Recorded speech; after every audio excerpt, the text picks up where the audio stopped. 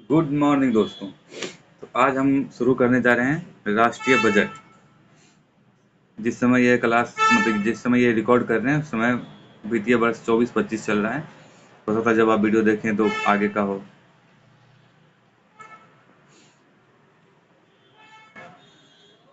तो राष्ट्रीय बजट की शुरुआत करते हैं। इसमें पहले इसके बारे में प्रारूप पढ़ेंगे, फिर बजट क्या है, इसके इतिहास, सरकारी बजट परिवर्तन, ये सब पढ़ेंगे। पॉलिटी बजट के निर्माण और मतलब पॉलिटी के से संबंधित करके बजट के निर्माण और पास करने की प्रक्रिया जानेंगे। बजट के घटक जानेंगे, घाटे के प्रकार, आदर्श बजट, FRBM एक्ट 2003 जानेंगे और बजट के प्रकार जानेंगे। तो पहले शुरू करते हैं, बजट के थोड़ा सा इतिहास को जानते हैं। बजट शब्द जो है फ्रेंच भाषा के बूटर शब्द से सॉरी बूजट शब्द से बना है, जिसका अर्थ है चमड़े वाला थैला। ठीक। संविधान में बजट का प्रावधान जो है, संविधान में 2 अनुच्छेद बजट में से संबंधित है। एक तो पहला है जो 112 है जो केंद्र के लिए है और 202 जो है राज्य के लिए है। संविधान में बजट शब्द का प्रयोग निम्न बजट शब्द का प्रयोग नहीं किया गया है, बल्कि उसके स्थान पर वित्तीय वर्ष का विवरण दिया गया है। ठीक ना। फाइनेंशियल स्टेटमेंट शब्द का उपयोग किया गया है। सरकारी बजट यह सरकार के आगामी वर्ष का आय और व्यय का अनुमानित विवरण होता है। भारत में जो है बजट का इतिहास जो है, भारत का पहला बजट वर्ष 1860 में जेम्स विलियम्स द्वारा प्रस्तुत किया गया, इसलिए इसे भारत में बजट का प्रणेता कहा जाता है। जेम्स विल्सन जो है बजट का प्रणेता कहा जाता है, जेम्स विल्सन। स्वतंत्र भारत का अंतरिम सरकार मतलब स्वतंत्र भारत का अंतरिम सरकार पहला बजट जो अंतरिम सरकार में जो बजट प्रस्तुत किया गया था, आर सन्मुख था द्वारा। गणतंत्र भारत का पहला बजट मतलब जब संविधान लागू हो गया था उस टाइम जॉन मथाई द्वारा प्रस्तुत किया गया था। इसका मतलब जॉन मथाई वित्त मंत्री होगा उसमें। भारत में सबसे अधिक बार 10 बजट प्रस्तुत करने का श्रेय जो है मोरारजी देसाई को दिया गया है। 10 बार बजट पेश किया है, मतलब 10 बार वित्त मंत्री रहा होगा वो। सबसे लंबा अभिभाषण का श्रेय श्रीमती निर्मला सीतारमण को दिया गया है, इस पर नरेंद्र मोदी की सरकार में। पूर्व में बजट शाम 5 बजे प्रस्तुत किया जाता था पहले, मतलब जब वर्ष 2001 में श्री यशवंत सिन्हा की पहल पर औपनिवेशिक परंपरा को तोड़ते हुए बजट का प्रायः 11 बजे प्रस्तुत करने की परंपरा शुरू की गई।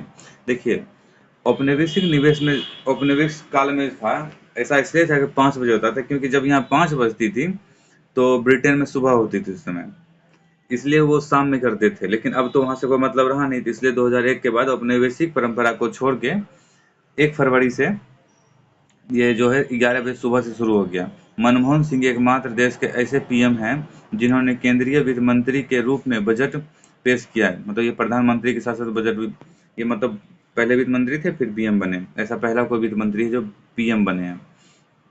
केंद्रीय बजट में परिवर्तन। वर्ष 2017-18 में केंद्रीय बजट में 3 मुख्य परिवर्तन किए गए। बजट जो फरवरी माह के अंतिम दिन प्रस्तुत होता था, उसे अब जो है फरवरी माह के पहले दिन प्रस्तुत करने की परंपरा शुरू की गई। पूर्व में केंद्रीय बजट और रेलवे बजट को अलग अलग प्रस्तुत किया जाता था, जिसे वर्तमान में बदलकर रेलवे बजट को है केंद्रीय बजट में मिलाकर प्रस्तुत किया। मतलब रेलवे बजट को केंद्रीय बजट में मिलाकर प्रस्तुत किया गया है। ठीक ना। पहले जो था रेलवे बजट अलग निकलता था और केंद्रीय बजट अलग निकलता था, क्योंकि जब औपनिवेशिक काल था तो उस समय रेलवे के लिए अलग बजट निकाला जाता था और केंद्रीय बजट अलग निकाला जाता था, क्योंकि वहाँ की सरकार जो थी रेलवे में ज़्यादा खर्चा करना चाहती थी, क्योंकि उससे व्यापार उसका बढ़ता, सहूलियत होती, मतलब अवसंरचना का निर्माण होता, इसलिए वो ऐसा करती थी। अब तीसरा देखिए, पूर्व में योजनागत और गैर योजनागत खर्च का वर्गीकरण किया जाता था। पहले जो योजनागत और गैर योजनागत, क्योंकि उसमें योजना आयोग चलता था, जिस वर्ष 2017-18 में जिसे जो है 2017-18 में समाप्त कर दिया गया था। वर्तमान में राजस्व खर्च और पूंजीगत खर्च का वर्गीकरण किया गया है। कारण, देश में मजबूत आधारभूत संरचना के विकास को बढ़ावा देना तथा समय पर आधारभूत संरचना संबंधित परियोजना को पूरा करने के लिए बजट को 1 फरवरी में प्रस्तुत करने की परंपरा शुरू की गई, क्योंकि मानसून आ जाता है ना, तो मानसून जैसे खत्म होगा 1 फरवरी को, 1 फरवरी से दिया गया। वर्ष 1924 में अंग्रेजों के समय से रेलवे संबंधित एक वर्थ समिति का गठन किया गया। इसे पृथक समिति भी कहा जाता था। 1924 में पृथक समिति। इस समिति की सिफारिश पर रेलवे बजट और केंद्रीय बजट को अलग अलग प्रस्तुत करने की परंपरा शुरू की। एक वर्ष समिति था ना 1924 में, एक वर्ष समिति के अनुसार, से पहले भी था ना बजट और रेलवे बजट जो था एक ही साथ होता था, लेकिन जब एक वर्ष समिति का गठन हुआ तो ये जो है ना पृथक किया था। मतलब 1924 में केंद्रीय बजट और रेलवे बजट पृथक हुआ था। वर्ष 2017 में रेलवे में सुधार से संबंधित विवेक देवराय, ये समिति से भी याद रखिएगा, विवेक देवराय समिति का गठन किया गया। समिति के सुझाव के अनुसार औपनिवेशिक परंपरा को तोड़ते हुए रेलवे बजट को केंद्रीय बजट में मिलाकर प्रस्तुत करने की परंपरा शुरू की गई। रेलवे से संबंधित 2 महत्वपूर्ण समिति जो थी क्या थी, रेलवे सुधार से संबंधित विवेक देवराय की समिति और रेलवे सुरक्षा से संबंधित जो है अनिल काकोदकर समिति, अनिल काकोदकर समिति जो रेलवे सुरक्षा से संबंधित है। ठीक। वर्ष 2017-18 से पूर्व जो था आर्थिक सर्वे वित्त मंत्रालय और मुख्य आर्थिक सलाहकार द्वारा रेलवे बजट और केंद्रीय बजट बनता था। लेकिन जब वर्ष 2017-18 के बाद जो है विवेक देवराय समिति के बाद आर्थिक सर्वे हुआ, उसमें केंद्रीय बजट को रेलवे बजट में मिला दिया गया। योजनागत और गैर योजनागत खर्च क्या होता है? Planned and non planned expenditure, ये खर्च जो पंचवर्षीय योजना के अंतर्गत किए जाते हैं योजनागत खर्च कहा जाता है। ठीक। जैसे कृषि और उद्योग के विकास पर खर्च, आधारभूत संरचना पर खर्च, etc। सरकार कृषि क्या लिखा हुआ है? योजनागत। वो जो पंचवर्षीय योजना थी तब सरकार के वे सभी खर्च जो पंचवर्षीय योजना से अलग होते हैं उन्हें गैर योजनागत खर्च कहा जाता है। जैसे ब्याज भुगतान, रक्षा पे खर्च, वेतन और पेंशन सब्सिडी या उपदान पर खर्च जो होता था उसे गैर योजनागत खर्च कहते थे। जो योजना से परे होता था योजनागत, जो उस समय था ना पंचवर्षीय योजना, तो पंचवर्षीय योजना के अंतर्गत जितने भी योजना बनाए जाते थे उसे योजनागत कहते थे। इसके अलावा जितने भी खर्च होते थे तो उसे गैर योजनागत कहते थे। कारण, भारत में वर्ष 1951 से लेकर वर्ष 2017 तक 12 पंचवर्षीय योजना संचालित किए गए। 12 पंचवर्षीय योजना का कार्यकाल जो था 2012 से 2012 जो था लास्ट वाला 2012 से 2017 तक रहा। वर्ष 2015 में योजना आयोग के स्थान पर नीति आयोग के गठन के पश्चात देश में पंचवर्षीय योजना को समाप्त कर दिया गया। जो 12वीं पंचवर्षीय योजना थी ना 2012 से 17 तक चली थी, लेकिन समाप्त कर दिया गया था 2012-15 से में। उस योजना आयोग की जगह पर नीति आयोग बना दिया गया था जो समाप्त हो गया था। योजनागत और गैर योजनागत खर्च का संबंध जो है पंचवर्षीय योजना से है, अतः पंचवर्षीय योजना की समाप्ति के साथ ही इसके वर्गीकरण की प्रासंगिकता भी समाप्त होगी। मतलब इसलिए समाप्त होगी क्योंकि योजना आयोग के अंदर जो था वो योजना वाला था और दूसरा था वो गैर योजना। जब योजना आयोग ही नहीं रहा तो उससे तो मतलब नहीं रहा, इसलिए प्रासंगिकता से समाप्त होगी। अतः इसे समाप्त कर वर्तमान में सरकार के कुल खर्च को 2 भागों में बांटा गया है, राजस्व खर्च और पूंजीगत खर्च। सरकारी बजट का उद्देश्य क्या है? जब संसाधन सीमित होते हैं तथा खर्च और उद्देश्य उसकी तुलना में अधिक होते हैं तब बजट बनाने की आवश्यकता होती है, क्योंकि बजट के माध्यम से सीमित संसाधनों का उपयोग करके अधिकाधिक उद्देश्य को प्राप्त करने का प्रयास किया जाता है। इस प्रकार सरकार के पास संसाधन सीमित होते हैं जबकि उसकी तुलना में सरकार खर्च अत्यधिक होता है, अतः सरकार को भी बजट बनाने की आवश्यकता होती है। अब देखिए, वित्त 2 प्रकार के होते हैं, एक निजी वित्त प्राइवेट फाइनेंस और लोक वित्त पब्लिक फाइनेंस।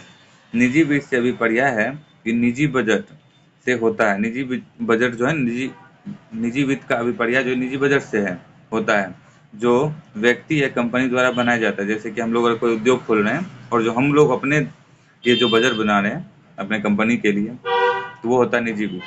निजी वित्त में हमेशा प्राप्ति के अनुसार खर्च का निर्धारण किया जाता है। प्राप्ति के अनुसार निजी जो बजट होता है उसमें क्या होता है, हम लोग जानते हैं कि हमारे पास 100 रुपया ही आएगा तो 100 रुपया के अनुसार ही बजट करते हैं, जिसमें 10 पैसे सेविंग भी कर लेते हैं, ऐसा कुछ इसमें होता है।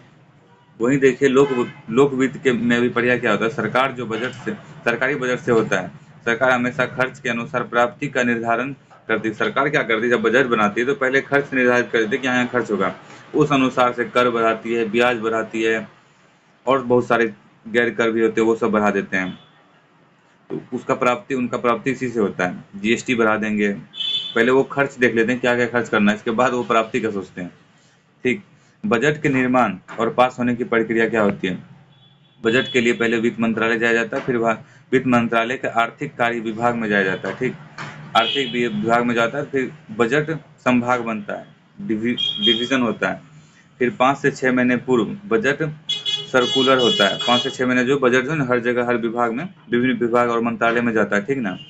उसके बाद क्या होता है, आगामी वर्ष का अनुमानित खर्च को जोड़ा जाता है। फिर उसके बाद इसको वित्त मंत्रालय खर्च का आवंटन करता है। वित्त मंत्रालय जो खर्च का आवंटन करता है, जिसमें अनुदान मांग भी होता है। इसके बाद जनवरी, मतलब जनवरी के 3-4 सप्ताह बाद हलवा उत्सव मनाया जाता है और बजट का प्रिंटर होता है। फिर बजट को प्रस्तुतिकरण किया जाता है। उससे पहले जो है ना बजट, ये जब बजट बनता है तो उसमें गोपनीयता रखती है।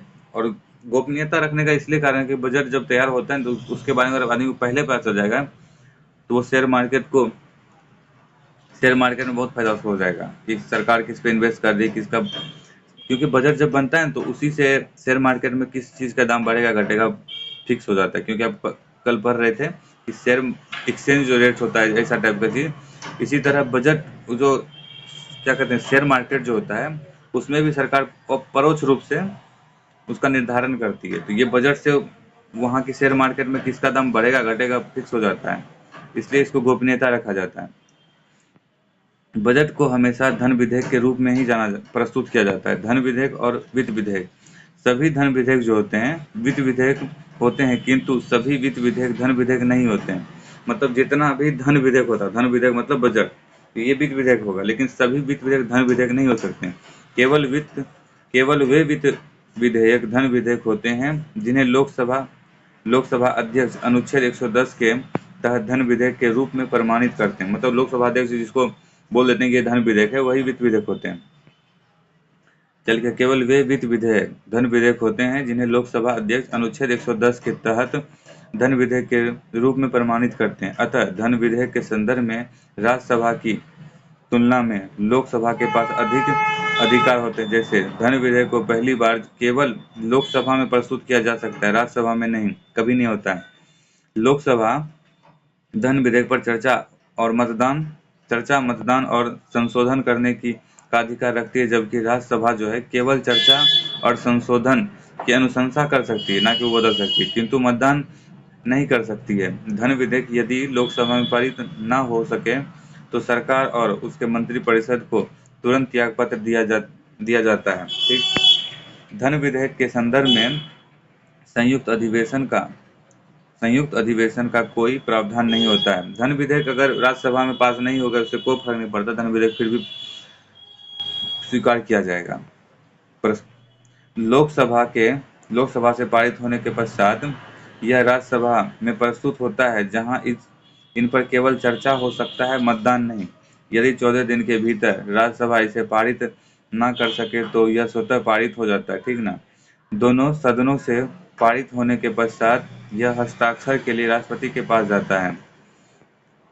राष्ट्रपति इसे पुनर्विचार के लिए वापस नहीं भेज सकता, क्योंकि यह राष्ट्रपति की अनुशंसा पर ही शुरू किया जाता है, लोकसभा में प्रस्तुत किया जाता है। अतः राष्ट्रपति के हस्ताक्षर के पश्चात धन विधेयक प्रभावी हो जाता है। इसी प्रकार बजट भी संसद में धन विधेयक के रूप में पारित हो जाता है। संवैधानिक कोष, भारत का संचित निधि कोष, लोक खाता और आकस्मिक निधि होता है।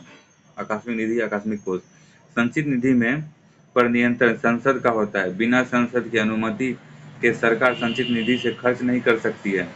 संचित निधि में प्राप्ति का मुख्य स्रोत जो होता है कर से प्राप्त, गैर कर से प्राप्त और बाजार उधारी इत्यादि होता है। बाजार उधारी मतलब कि बाजार से जो उधार लिया गया है। लोक खाता का नियंत्रण सरकार या कार्यपालिका का होता है। लोक खाते में प्राप्ति का मुख्य स्रोत विनिवेश से प्राप्ति तथा विनिवेश सबके बारे में पढ़ेंगे आगे अच्छा से। विनिवेश से प्राप्ति और सरकार की लघु बजट बजट योजना होती है, जैसे सुकन्या समृद्धि योजना, डाकघर की। ये जो सुकन्या समृद्धि योजना, इसमें क्या होता है, जब कोई खोलता है इसका खाता तो पैसा जमा करता है ना, तो ये सब जो है लोक खाता में जाता है। डाकघर की बचत जमाएं, ये भी लोक खाता में जाता है, ये याद रखिएगा। डाकघर की जो बचत जमाएं हैं वो लोक खाता में जाता है। लोक भविष्य निधि, राष्ट्रीय पेंशन योजना, ये सब लोक खाता में जाता है। लोक खाता के अंतर्गत सरकार द्वारा राष्ट्रीय निवेश कोष का गठन किया गया है, जिसमें विनिवेश से होने वाली प्राप्ति को जमा किया जाता है। विनिवेश वह प्रक्रिया जहां सरकार अपने संपत्ति या स्वामित्व का विक्रय बाजार में करती है। संपत्ति मतलब जैसे कोई संपत्ति है जो सरकार उसको भेज देती है, उसे विनिवेश कहा जाता है। जैसे हाल ही में एयर इंडिया का विनिवेश किया गया, ठीक ना। अब आकस्मिक कोष पर नियंत्रण राष्ट्रपति का होता है। आकस्मिक कोष का प्रयोग तब किया जाता है जब संसद सत्र में ना हो और किसी विशेष परिस्थिति में उसे सत्र में लाना संभव ना हो। जैसे 2020-21 में जब कोरोना महामारी का समय संसद के सत्र में आने के पश्चात आकस्मिक कोष से किए गए खर्च को संचित कोष से पूरा किया।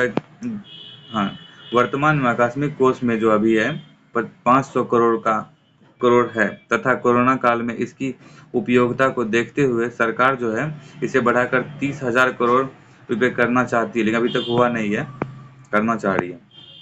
संसद में बजट को पास करने की प्रक्रिया क्या है? बजट को पास करने में 7 चरण सम्मिलित होते हैं। पहला जो है बजट का प्रस्तुतिकरण, जो 1 फरवरी को होता है। फिर बजट पर सामान्य चर्चा होती है। चर्चा मतलब क्या, स्वरूप पर चर्चा की जाती है। फिर अनुदान मांग पर विस्तृत चर्चा और मतदान होता है, जिसमें उसी वक्त जो है ना कटौती प्रस्ताव लाया जाता है, जो नीतिगत आर्थिक सांकेतिक होता है। फिर इसके बाद चौथा होता है विनियोग विधेयक, जिसमें भारित खर्च का मतलब हो गया जो संचित निधि पर भारित हो, इस पर चर्चा या मतदान नहीं किया जाता। गैर भारित खर्च जो होता है इस पर चर्चा और मतदान दोनों होता है। फिर इसको वित्त विधेयक बनाया जाता है। इसको फिर लोकसभा से तो पारित हो जाता है, फिर इसको राज्यसभा में प्रस्तुत किया जाता है, जहाँ पे प्रस्तुत और चर्चा होती है। फिर इसके बाद राष्ट्रपति का हस्ताक्षर होता है। इस बाद बजट पेश तैयार हो जाता है, बजट चालू हो जाता है। बजट में शामिल आंकड़े क्या होते हैं? बजट में 3 प्रकार के आंकड़े शामिल होते हैं। आगामी वर्ष का अनुमानित आंकड़े, फिर पिछले वर्ष का वास्तविक आंकड़ा और वर्तमान वर्ष का अनुमानित आंकड़ा। जैसे पिछला वर्ष जो था 22-23, जिसको कहते हैं वास्तविक। फिर इसके बाद आता है 24-25। इसके बाद फिर आगामी वर्ष आ जाता है 24-25। इसमें एग्जाम्पल सही से नहीं समझाएगा, 23-24 रुपये बताते हैं। 23-24 जो है अनुमानित और संशोधित है। 23-24 जो पहले वाला है, और अभी 24-25 चल रहा है। ये हो गया। ये देखिए क्या, पिछले वर्ष का वास्तविक आंकड़ा, पिछला वर्ष जो है मतलब 22-23 का आंकड़ा जो है, आगामी वर्ष पिछला वर्ष का 22-23 का आंकड़ा वास्तविक होगा। ये जो है पिछले वर्ष का वास्तविक आंकड़ा। इसके बाद होता है आगामी वर्ष का अनुमानित आंकड़ा, मतलब ये 24 और 23-24 का अनुमानित आंकड़ा। इसके बाद वर्तमान वर्ष का अनुमानित और संशोधित आंकड़ा, मतलब 24-25 का आंकड़ा ये पेश किया जाए। ये इसमें 3 आंकड़े होते हैं, तीनों को निकाला जाता है। बजट के संघटक, सरकारी बजट, जिसमें होता है राजस्व बजट और पूंजीगत बजट। सरकारी बजट में क्या होता है? राजस्व बजट और पूंजीगत बजट। राजस्व बजट में क्या होता है? राजस्व प्राप्ति और राजस्व व्यय। और पूंजीगत बजट में होता है पूंजीगत प्राप्ति और पूंजीगत व्यय। सरकारी बजट के 2 मुख्य महत्वपूर्ण घटक होते हैं। सरकारी बजट मतलब राजस्व बजट के मुख्य घटक क्या होते हैं? सरकारी बजट में राजस्व बजट और पूंजीगत बजट, ठीक ना, 2 घटक होते हैं, जो अभी यहाँ पे डायग्राम से बनाया गया है। राजस्व बजट वह बजट होता है जहाँ सरकार की खर्च और प्राप्ति नियमित रूप से होती है। जहाँ पूंजीगत बजट वह बजट होता है जहाँ सरकार के खर्च और प्राप्ति नियमित ना होकर विभिन्न समय अंतराल में होती है। राजस्व बजट, इसके 2 मुख्य घटक होते हैं, राजस्व प्राप्ति और राजस्व खर्च। पहले पढ़ते राजस्व प्राप्ति। राजस्व प्राप्ति क्या होता है? सरकार की वह प्राप्ति होती है जो नियमित हो, जो सरकार पर कोई देयता सृजित ना करे। इसमें जो प्राप्ति होता है, जैसे वो कर जो जीएसटी सब कर होता है, इसमें सरकार का कोई दायित्व नहीं है, लायबिलिटी नहीं होती है। जो संपत्ति में वृद्धि करे, इसमें संपत्ति में वृद्धि जो संपत्ति में वृद्धि करे। सरकार की प्राप्ति क्या होती है? कर और गैर कर, मतलब जो देयता सृजित ना करे, और उधार भुगतान जो देयता सृजित करता है। अगर सरकार जो उधार लेती है वो देयता सृजित करता है, और जो कर और गैर कर होता है देयता सृजित नहीं करता है। राजस्व प्राप्ति में दो प्रकार राजस्व प्राप्ति जो है दो प्रकार के होते हैं। कर से प्राप्ति, मतलब इसमें प्रत्यक्ष कर जैसे आयकर, निगम कर और अप्रत्यक्ष कर जैसे जीएसटी शामिल होते हैं। और गैर कर से प्राप्ति, गैर कर राजस्व सरकार की वह प्राप्ति है जो नियमित हो, कर से इतर हो, सरकार पर देयता सृजित ना करती हो, सरकार की संपत्ति को बढ़ाती हो।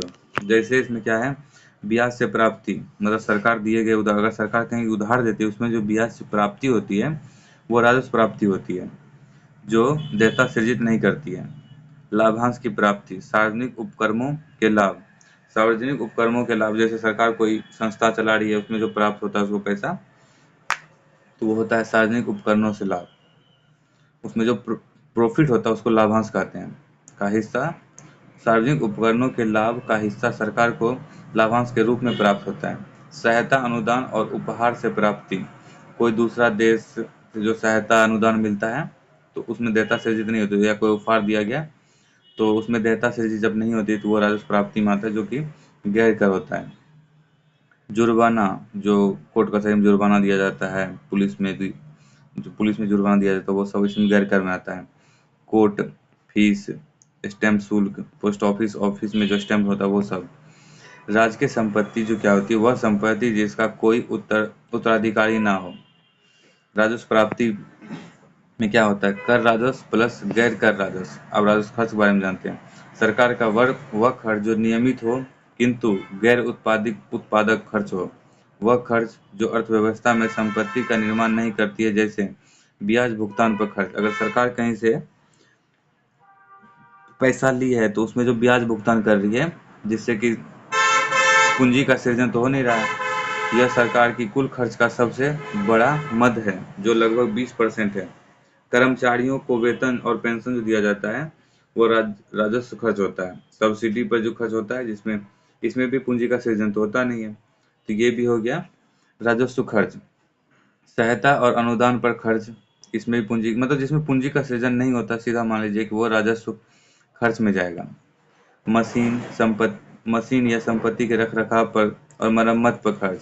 रक्षा पर खर्च दो प्रकार का होता है, विकासात्मक और गैर विकासात्मक। यदि सरकार रक्षा से संबंधित उपकरण, विमान या तकनीकी विदेशों से खरीद के लिए खर्च करती है तो इसे विकासात्मक खर्च कहा जाता है। यह राजस्व खर्च नहीं होता है बल्कि पूंजीगत खर्च होता है। विकासात्मक खर्च होता है क्योंकि इससे पूंजी का सृजन हो जाता है, इसलिए यह पूंजीगत खर्च में जाएगा, राजस्व खर्च में नहीं जाएगा। जैसे फ्रांस से जो है राफेल विमान जो लाया गया था, एक तरह से हमारे देश में पूंजी का सृजन हुआ ना, इससे एक हमारे पास विमान आ गया, तो ये पूंजीगत खर्च में जाएगा, ना कि राजस्व खर्च में जाएगा।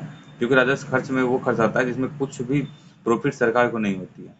गैर विकासात्मक खर्च जो होता है राजस्व खर्च होता है, जैसे सैनिक के वेतन, पेंशन पर खर्च, हथियारों का निर्माण। जैसे पेंशन किसी को सरकार अगर दे दी, उससे सरकार को फायदा थोड़ी हुआ। फायदा का मतलब कि पूंजी का सृजन नहीं हुआ। फायदा का मतलब ऐसा नहीं कि वेतन जो दिया गया तो उसमें वो आदमी तो काम कर ही रहा है ना देश में, देश के लिए। अब देखते हैं राजस्व बजट क्या होता है। राजस्व बजट क्या होता है, राजस्व प्राप्ति प्लस राजस्व खर्च।